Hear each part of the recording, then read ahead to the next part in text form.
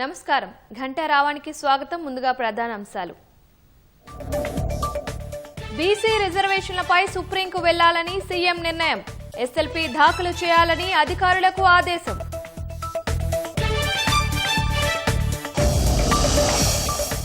సూర్యాపేట జిల్లా తుంగతుర్తిలో పర్యటించనున్న సీఎం.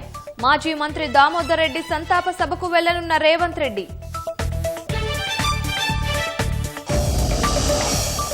నాగార్జున సాగర్ కి కొనసాగుతున్న వరద జలాలు. 8 గేట్లను 5 అడుగుల మేర ఎత్తి దిగువకు నీటి విడుదల.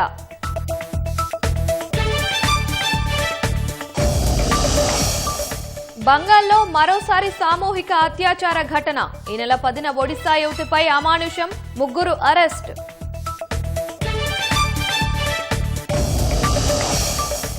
అమెరికా టెన్నెస్సీ యుద్ధ సామగ్రి ప్లాంట్ పేలుడులో 16 మంది మృతి. శిథిలాల కింద నుంచి మృతదేహాల వెలికితీత.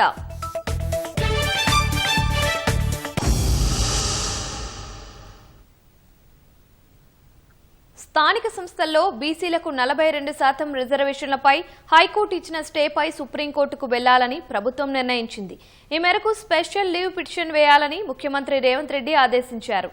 ఎస్ఎల్పీ రూపకల్పనను సుప్రీంకోర్టు సీనియర్ న్యాయవాదుల ద్వారానే చేపట్టాలని నిర్ణయించారు. మరోవైపు హైకోర్టు ఉత్తర్వులపై రాష్ట్ర ఎన్నికల సంఘం న్యాయ నిపుణులను సంప్రదిస్తున్నట్లు తెలుస్తోంది.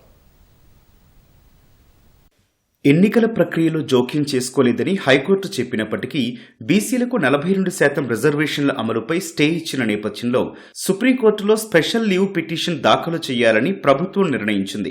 అధికారులతో సమావేశమైన ముఖ్యమంత్రి రేవంత్ రెడ్డి హైకోర్టు తీర్పుపై చర్చించారు.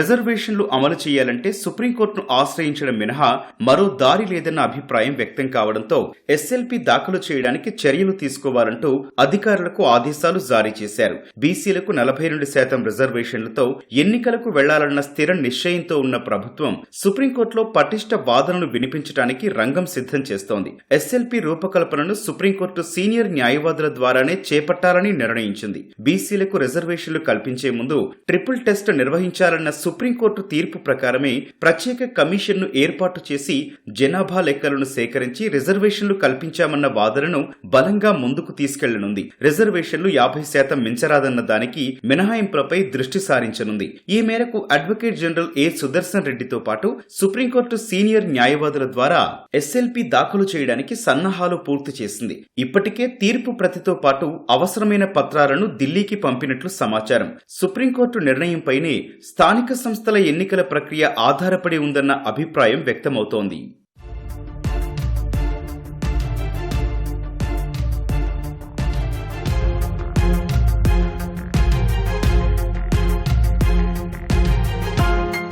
స్థానిక సంస్థల ఎన్నికల్లో బీసీలకు 42% రిజర్వేషన్లపై హైకోర్టు తీర్పు వెలువరించిన నేపథ్యంలో ఏం చెయ్యాలన్న అంశంపై రాష్ట్ర ఎన్నికల సంఘం న్యాయ నిపుణులను సంప్రదిస్తోంది. స్థానిక సంస్థల ఎన్నికల్లో బీసీలకు 42% రిజర్వేషన్లు కల్పిస్తూ జీవో 9 తదనంతర ఎన్నికల ప్రక్రియ నిమిత్తం జారీ చేసిన 41, 42 జీవోల అమలును మాత్రమే నిలిపివేస్తున్నట్లు హైకోర్టు మధ్యంతర ఉత్తర్వుల్లో స్పష్టంగా ఉంది. అంతేకాకుండా ఎన్నికల ప్రక్రియలో జోక్యం చేసుకోవడం లేదని తేల్చి చెప్పింది. 50% రిజర్వేషన్లు మించకుండా మిగిలిన సీట్లను దామాషా పద్ధతిలో ఓపెన్ కేటగిరీ కింద పరిగణలోకి తీసుకుని ఎన్నికలు కొనసాగించుకోవచ్చని తెలిపింది.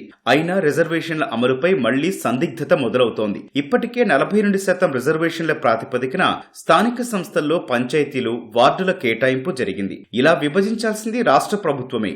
వార్డుల విభజన జరిగాక ఎన్నికల సంఘానికి ప్రభుత్వం పంపిన వివరాల ఆధారంగా ఎన్నికలు నిర్వహిస్తుంది. అయితే ఇక్కడ ఎన్నికల నోటిఫికేషన్లో జోక్యం చేసుకోలేదని హైకోర్టు స్పష్టత ఇచ్చినప్పటికీ ముందుకెళ్లలేని పరిస్థితి ఎన్నికల సంఘానిది. అందువల్ల ఎన్నికల నిర్వహణకు సంబంధించి ఏం చర్యలు చేపట్టాలన్న దానిపై అనుసరించాల్సిన విధానంపై రాష్ట్ర ఎన్నికల సంఘం పలువురు సీనియర్ న్యాయవాదులతో సంప్రదింపులు జరుపుతోంది. న్యాయ నిపుణుల నుంచి అభిప్రాయాలు వచ్చాక స్థానిక సంస్థల ఎన్నికలపై నిర్ణయం తీసుకునే అవకాశం ఉంది. సూర్యాపేట జిల్లా తుంగతుర్తిలో జరగబోయే మాజీ మంత్రి రామరెడ్డి దామోదర్ రెడ్డి సంతాప సభకు ఏర్పాట్లు పూర్తయ్యాయి. సభకు సీఎం రేవంత్ రెడ్డి, ఉప ముఖ్యమంత్రి భట్టి విక్రమార్కతో పాటు ఇతర మంత్రులు, ప్రముఖులు హాజరవుతున్న నేపథ్యంలో భారీ బందోబస్తు ఏర్పాటు చేసినట్లు ఎస్పీ నరసింహ తెలిపారు. సుమారు 50,000 మందికి పైగా పార్టీ నాయకులు, కార్యకర్తలు పాల్గొననుండటంతో ఎలాంటి ఇబ్బందులు కలగకుండా ఏర్పాట్లు చేశామన్నారు.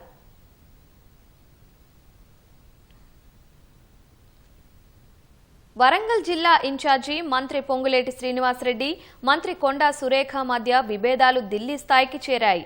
పొంగులేటి వ్యవహార శైలిని తప్పుపడుతూ కొండా దంపతులు ఏకంగా అధిష్టానానికి ఫిర్యాదు చేశారు. మేడారం అభివృద్ధి పనులకు టెండర్లను పొంగులేటి తన అనుచరులకు ఇప్పించుకున్నారని పార్టీ పెద్దలకు తెలిపారు. వరంగల్ జిల్లా రాజకీయాలు మరోసారి చర్చనీయాంశంగా మారాయి. ఇప్పటికే మంత్రి కొండా సురేఖ దంపతులు జిల్లాలోని సొంత పార్టీ ఎమ్మెల్యేలకు మధ్య విభేదాలు రచ్చకెక్కాయి. తాజాగా ఇన్ఛార్జి మంత్రి పొంగులేటి శ్రీనివాసరెడ్డిపై కొండా దంపతులు ఏఐసీసీకి ఫిర్యాదు చేయడం రాజకీయాల్లో మరింత కాకరేపుతోంది. మంత్రి కొండా సురేఖ, ఆమె భర్త మాజీ ఎమ్మెల్సీ కొండా మురళి, మంత్రి పొంగులేటి మధ్య నివురుగప్పిన నిప్పులా ఉన్న విభేదాలు మేడారం ఆలయ అభివృద్ధి పనుల టెండర్లతో బహిర్గతమయ్యాయి. మేడారం అభివృద్ధి పనులకు సంబంధించి 71 కోట్ల రూపాయల విలువైన టెండర్ను పొంగులేటి తన అనుచరులకు ఇప్పించుకున్నారని కొండా దంపతులు ఆరోపిస్తున్నారు. దేవాదాయ శాఖ మంత్రిగా తనకు తెలియకుండానే తన శాఖ టెండర్లలో జోక్యం చేసుకోవడం వివాదానికి ప్రధాన కారణంగా చెబుతున్నారు. ఈ విషయాన్ని పార్టీ రాష్ట్ర నాయకత్వం ముఖ్యమంత్రి రేవంత్ రెడ్డికి ఫిర్యాదు చేయాల్సి ఉండగా ఏకంగా ఏఐసీసీ అధ్యక్షుడు మల్లికార్జున ఖర్గేకు ఫిర్యాదు చేయడం చర్చకు దారితీసింది.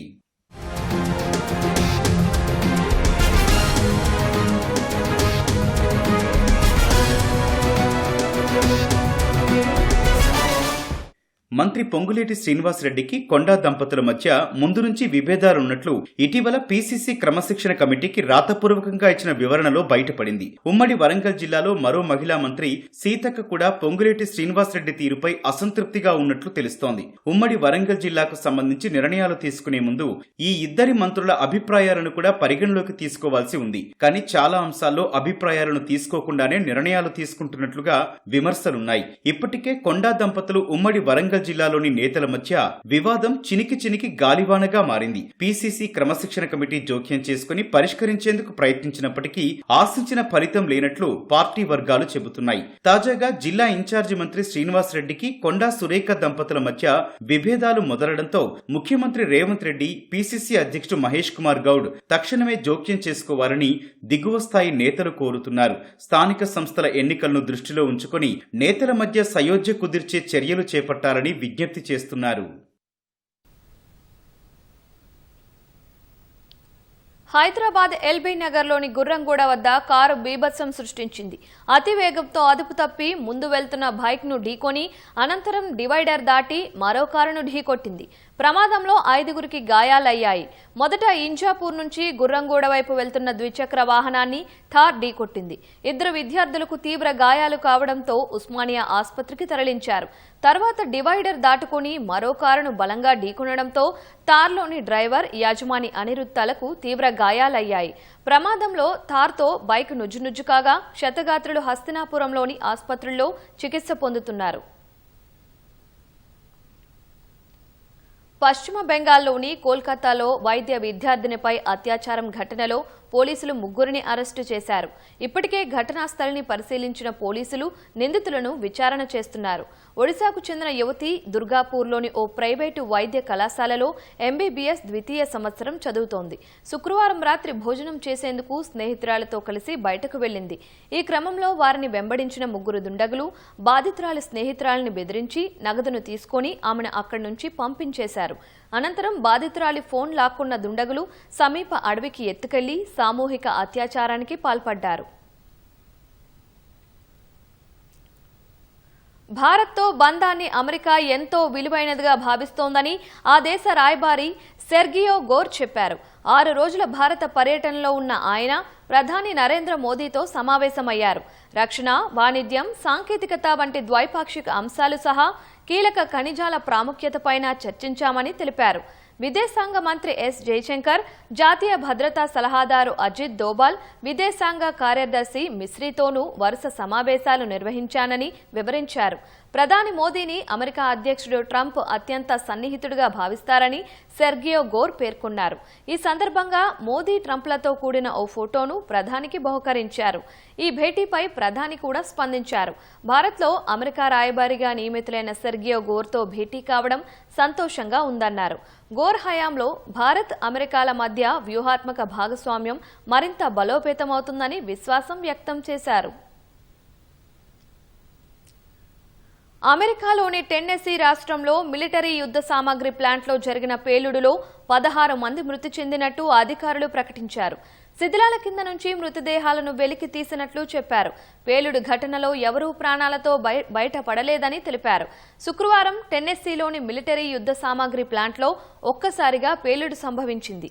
ఆ తీవ్రతకు ఒక్కసారిగా సమీపంలో ఉన్న కార్లు ఎగిరిపడ్డాయి.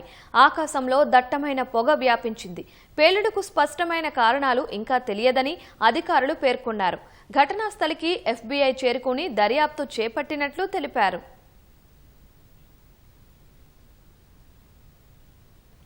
బనకచర్ల ప్రాజెక్టుకు ఆల్మట్టి డ్యాం ఎత్తు పెంచేందుకు కాంగ్రెస్ ప్రభుత్వం వ్యతిరేకమని మంత్రి ఉత్తమ్ కుమార్ రెడ్డి పునరుద్ఘాటించారు. మాజీ మంత్రి హరీష్ రావు అవాస్తవాలు, అసత్యాలు ప్రచారం చేస్తూ ప్రభుత్వాన్ని అభాసుపాలు చేసే ప్రయత్నం చేస్తున్నారని ఆగ్రహం వ్యక్తం చేశారు. వానాకాలం ధాన్యం కొనుగోలుపై, సాగునీటి ప్రాజెక్టులపై యాదాద్రి భువనగిరి జిల్లా సమీకృత కలెక్టరేట్ ప్రాంగణంలో మంత్రి ఉత్తమ్ కుమార్ రెడ్డి సమావేశం నిర్వహించారు. స్వాతంత్ర భారతదేశంలో అత్యధిక ధాన్యం ఉత్పత్తి సాధించిన రాష్ట్రంగా తెలంగాణ అవతరించిందని గుర్తు చేశారు. హరీష్ రావు గారు నిరంతరం అవాస్తవాలు, అసత్యాలు పలుకుతూ ఏదో ప్రభుత్వాన్ని బదనాం చేసే ప్రయత్నం చేస్తుంది. అది పూర్తిగా అబద్ధం. మా ప్రభుత్వం, ప్రస్తుత కాంగ్రెస్ ప్రభుత్వం బంకచర్ల ప్రాజెక్టుకి వ్యతిరేకం, ఆల్మట్టి ఎత్తు పెంచడానికి వ్యతిరేకం. అన్ని విధాల చర్యలు తీసుకుంటున్నాం. ఆ 2 ప్రాజెక్టుల విషయంలో కాంగ్రెస్ ప్రభుత్వం తెలంగాణలో సమర్థవంతంగా ఎదుర్కొంటుంది. రాష్ట్రంలో మొక్కజొన్న, జొన్నకు కనీస మద్దతు ధర ప్రకటించినప్పటికీ కేంద్రం కొనుగోలు చేయకపోవడం వల్ల రైతులు నష్టపోవాల్సి వస్తోందని మంత్రి తుమ్మల నాగేశ్వరరావు అన్నారు. రాష్ట్ర ప్రభుత్వం సొంత నిధులతో రైతుల నుంచి కొనుగోలు చేసి ఆర్థికంగా నష్టపోకుండా చూడాల్సి వస్తోందని చెప్పారు. రైతులకు మద్దతు ధర కల్పించేందుకు ఈ 2 పంటలను PSS పరిధిలోకి తీసుకురావాలని సూచించారు. ఈ మేరకు కేంద్ర వ్యవసాయ శాఖ మంత్రి శివరాజ్ సింగ్ చౌహాన్ కు తుమ్మల నాగేశ్వరరావు లేఖ రాశారు. పత్తి విషయంలో CCI కొనుగోళ్లు 50 నుంచి 60% మాత్రమే పరిమితమవుతున్నాయని అన్నారు. నాణ్యతాపరమైన కారణాలు, కొనుగోళ్లలో ఆలస్యం వల్ల రైతులకు మద్దతు ధర లభించడం లేదని అసంతృప్తి వ్యక్తం చేశారు. పత్తి దిగుమతులపై దిగుమతి సుంకం మినహాయించడం వల్ల దేశీయ ధరలు మరింతగా పడిపోయాయని వివరించారు. ఈ విధానాలు రైతుల ఆదాయంపై తీవ్ర ప్రభావం చూపుతున్న దృష్ట్యా పత్తి, ఆయిల్, పాంపై దిగుమతి సుంకాలను సమీక్షించాలని అభ్యర్థించారు. అచ్చంపేట నియోజకవర్గంలోని వ్యవసాయ పంపు సెట్లన్నీ సోలారైజేషన్ చేసే ప్రాజెక్టుకు ప్రభుత్వం అనుమతించింది. వంగూరు మండలంలో 7,500 పంపు సెట్లకు 258 కోట్ల రూపాయలతో ఈ ప్రాజెక్టును చేపట్టేందుకు SPDCLకు ప్రభుత్వం అనుమతిచ్చింది.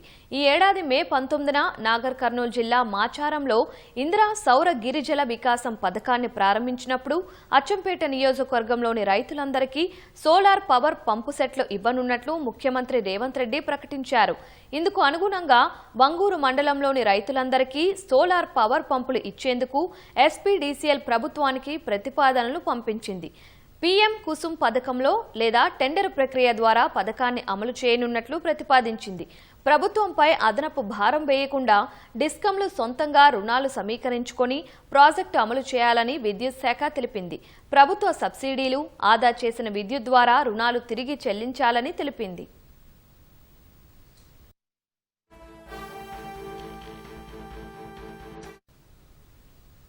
నగర పాలికగా మారిన తరువాత అభివృద్ధి పరుగులు పెడుతుందని అనుకుంటే పరిస్థితి అందుకు భిన్నంగా మారింది. పేరుకు నగరపాలక సంస్థే అయినా అక్కడి రోడ్లు, డ్రైనేజీ వ్యవస్థ మాత్రం అధ్వానంగా మారాయి. నగరం విస్తరిస్తున్నా పాత కొత్త అన్న తేడా లేకుండా అన్ని కాలనీల్లోనూ దాదాపు ఇదే పరిస్థితి. సరైన రోడ్లు, మురుగు కాల్వలు లేక ప్రజలు నానా ఇబ్బందులు పడుతున్నారు. నగరమంటే విశాలమైన రోడ్లు, విలాసవంతమైన భవనాలే గుర్తుకు వస్తాయి. కానీ నగరపాలక సంస్థగా ఏర్పడిన నిజామాబాద్ మాత్రం అందుకు భిన్నంగా దర్శనమిస్తోంది. ఇటీవల కురిసిన వర్షాలకు ప్రధాన రహదారులతో పాటు అంతర్గత దారులన్నీ గుంతలమయమయ్యాయి. రోడ్లపై అడుగడుగునా ఉన్న గుంతలతో ఎక్కడ ఎవరు కింద పడతారో తెలియని దుస్థితి. ప్రధాన రహదారులతో పాటు కాలనీల్లోనూ ఇదే పరిస్థితి. మరమ్మతుల పేరిట రోడ్లను ఇష్టారాజ్యంగా తవ్వి వదిలేయడం వల్ల వాహనదారులు అవస్థలు పడుతున్నారు. వినాయక్ నగర్, గౌతమ్ నగర్, నాంది Namdev Wada, Aryanagar, Mahalakshmi Nagar, bank colony, Gayatri Nagar, Sai Nagar, Nyalkal road, Varni road, Subhash Nagar కాలనీలోని రోడ్లు దారుణంగా తయారయ్యాయి. కార్పొరేషన్ గా ఏర్పడిన తర్వాత ప్రజలకు సరైన వసతులు కల్పించడంలో నగరపాలక సంస్థ విఫలమైందనే ఆరోపణలు వస్తున్నాయి.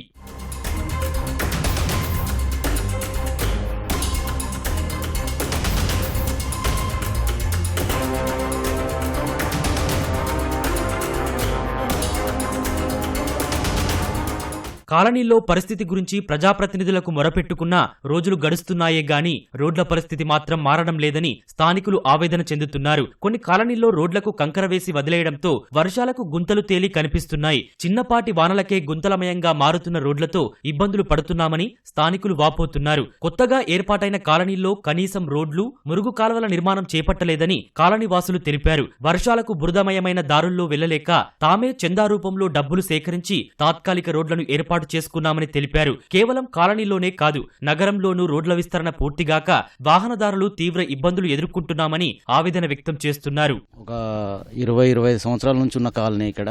మెయిన్ రోడ్ ఏంటి, ఈ సైడ్ రోడ్లు ఏంటి, ఇవన్నీ మొత్తము ఒక్క రోడ్ కూడా సరిగ్గా లేదు. ఈ మెయిన్ రోడ్ ఇక్కడ వరకే వచ్చి ఆగిపోయి ఇప్పుడు దాదాపు 5 సంవత్సరాలు అవుతుంది. ఎక్స్టెన్షన్ చేయట్లేరు. ఈ పక్క రోడ్లలో మొత్తం మట్టి. మొన్న ఇక్కడ ఈ మెయిన్ రోడ్ లో ఈ మొన్నటి వానలకు మోకాలు మంటి నీళ్లు ఉంటే మేమే కాలనీ వాసులము ఇంటికి 500 చొప్పున వేసుకొని డిస్మెంటల్ను మొరము కలిపి వేసేసుకున్నాము. ఇంకా అటు సాయినగర్ 2లో లాస్ట్ లైన్, అటు సాయినగర్ 3కి కలిపే లైన్ లో అది కూడా మళ్ళీ 500 వేసుకొని మొరం వేసుకున్నాము. చాలా అధ్వానంగా ఉంది. ట్యాక్సులు అయితే ఒక నిమిషం కూడా ఆగరు, వచ్చి ఇక్కడ మొత్తం ట్యాక్సులు వసూలు చేస్తున్నారు. కాబట్టి కార్పొరేటర్ గానీ కార్పొరేషన్ గానీ శ్రద్ధ తీసుకొని ఇది త్వరలో ముగించేస్తే చాలా బాగుంటుందేమో అని ఆశ. రోడ్డు పరిస్థితి చూస్తుంటే చాలా ఘోరంగా ఉందండి. చాలా మంది 2 సార్లు ఎలక్షన్స్ అయ్యాయి. ఎవరు చెప్పినా ఈసారి వేయించేస్తాం అంటున్నారు, కానీ ఎవరు చర్యలు తీసుకుంటలేరు. ఒక కమిటీ ఉంది. ఆ కమిటీ సభ్యుల ద్వారానే మేమంతా మొరం పోసుకోవడం, రోడ్ని నీట్గా తీసుకోవడం అవి జరుగుతుంది. కానీ వర్షాల కారణంగా మరి యథావిధిగానే ఉంటుంది. ఎవరు కూడా పట్టించుకునే పరిస్థితి అనేది లేదు. అవుతుంది, కాంట్రాక్ట్ ఇప్పుడు శాంక్షన్ అవుతుంది అంటారు, కానీ ఇంకా నెలలు గడుస్తూనే ఉన్నాయి, కానీ రోడ్డు అనేది మాత్రం చర్చకు రావట్లేదు. వర్షం పడితే రోడ్లన్నీ జలమయం. ఆ రోడ్ల బురదంతా వచ్చి రోడ్ల మీదకి వచ్చుడు. చెత్త ఇంతకు ముందులాగా లేదు. చెత్తని అసలు తీసే నాదుడే లేదు ఈ నగరంలో. ఘోరమైన పరిస్థితి. ఈ రోడ్ల వ్యవస్థ అయితే ఘోరంగా ఉన్నది. ఇప్పుడైనా స్పందించి వెంటనే దీన్ని మరమ్మతులు కానీ ఈ వ్యవస్థను కొద్దిగా పకడ్బందీగా చేస్తే బాగుంటుందని చెప్పి నా ఆలోచన. ప్రభుత్వం చొరవ తీసుకొని రోడ్లను విస్తరణ చేసి ప్రజలకు అనుగుణంగా మంచి డ్రైనేజీ వ్యవస్థను నిర్మాణం చేయడంతో పాటు పైప్ లైన్ కూడా డ్రైనేజీ వ్యవస్థకు సంబంధం లేకుండా పైప్ లైన్ వ్యవస్థను కూడా ఏర్పాటు చేయాల్సిందిగా కోరుతాం. నగరంలో వాహనాల రద్దీకనుగుణంగా రహదారులను విస్తరించాలని, రోడ్లకు తాత్కాలిక మరమ్మతులకు బదులు శాశ్వత పరిష్కారం చూపాలని నగరవాసులు కోరుతున్నారు. ఇష్టమైన నాయకులపై అభిమానాన్ని ఫ్యాన్స్ అనేక రకాలుగా చాటుకుంటారు. అయితే బీహార్లోని ముజఫర్పూర్లో డై హార్డ్ ఫ్యాన్ ఒకరు ప్రధాని నరేంద్ర మోదీపై తనకున్న అభిమానానికి మరెవరూ సాటిలేరంటున్నారు. 40 ఏళ్ల అశోక్ సాహ్ని టీ అమ్ముతూ జీవనం సాగిస్తుంటారు. ఆయన బయటకు వెళ్లాలంటే మోదీ చిత్రం తన ఛాతీపై ఉండాల్సిందే. అందుకే అందరూ ఆయనను మోదీ చాయ్ వాలా అనే పిలుస్తుంటారు. అంతేకాదు, మోదీ పిలుపునిచ్చిన స్వచ్ఛ భారత్ నినాదాన్ని తూచా తప్పకుండా పాటిస్తుంటారు అశోక్. తాగిన టీ కప్పులను ఆ డబ్బాలోనే వేయాలని చెబుతుంటారు. తలపై జై హింద్, భారతదేశ చిత్రాల వంటి హెయిర్ కట్ చేసుకుంటారు. ఆయన రూపం వినియోగదారులను మరింత ఆకర్షిస్తోంది. ఎప్పటికైనా మోదీకి తన చేత్తోనే కప్పు టీ ఇవ్వాలని కలలుగంటున్న ఈ డైహార్డ్ ఫ్యాన్ ఈసారి బీహార్ ఎన్నికల ప్రచారం కోసం మోదీ వచ్చినప్పుడు ఖచ్చితంగా ఆ కల నెరవేర్చుకుంటానని ఈటీవీ భారత్ ప్రతినిధితో తెలిపారు. అంతరించిపోయిన స్టెగోడాన్ జాతి ఏనుగు అవశేషాలు సింగరేణి నేలపై బయటపడ్డాయి. పెద్దపల్లి జిల్లా మేడిపల్లి ఉపరితల గనిలో స్టెగోడాన్ జాతి ఏనుగు దవడ, దంతాలు బయటపడ్డాయని, వాటిని భద్రపరిచామని సీఎండీ బలరాం తెలిపారు. లక్షల ఏళ్ల చరిత్రకు అవి సాక్ష్యంగా నిలిచాయన్నారు. వాటిని బిర్లా ప్లానిటోరియంలోని హాలులో ఏర్పాటు చేశామని పేర్కొన్నారు. G P Birla archaeological, astronomical and scientific research institute chairperson Nirmala బిర్లాతో కలిసి సీఎండీ బలరాం స్టెగోడాన్ జాతి టస్క్ హాలును ప్రారంభించారు. ఈ స్టెగోడాన్ జాతి ఏనుగుల దంతాలు సుమారు 10 అడుగుల పొడవు, 13 అంగుళాల ఎత్తు వరకు ఉంటాయన్నారు. మనము బిర్లా ప్లాంటేరియంలో స్టెగడాన్ అనే ఏనుగు ఒక అవశేషాలని మనము గోదావరి ఖని మేడిపల్లి ఓపెన్ కాస్ట్ మైన్లో మనకి 2021 సంవత్సరంలో దొరికింది. ఆ యొక్క జీవ అవశేషము 11 లక్షల మిలియన్ ఇయర్లకు సంబంధించింది.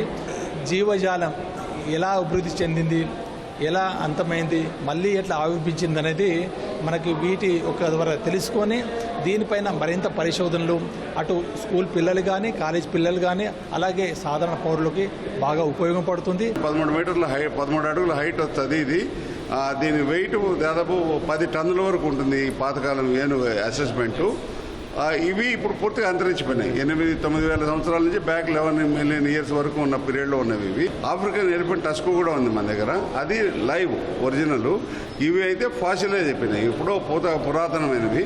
ఇటువంటి దొరకడం వెరీ రేర్. మన ఇండియాలో 3 ప్లేసుల్లో దొరికాయి, ప్రపంచంలో 4-5 ప్లేసుల్లో దొరికాయి. అవి కూడా అక్కడ పట్టం పెట్టాము. పిల్లలు వచ్చిన వాళ్ళు పాతకాలంలో జియలాజికల్గా ఎట్లా ఉన్నాయి, ఏ జీవరాశులు ఉన్నాయి అనే దానికి అంతా ఇక్కడ రకరకాలుగా డిపిక్ట్ చేస్తున్నాము.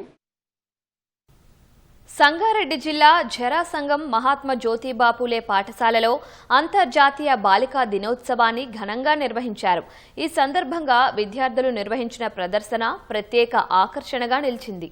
బాలికల ప్రాముఖ్యతను వివరిస్తూ విద్యార్థులు రంగవల్లులను వేశారు. విద్యార్థులు వివిధ నమూనాల్లో ఆకృతులు మారుతూ విశేషంగా ఆకట్టుకున్నారు.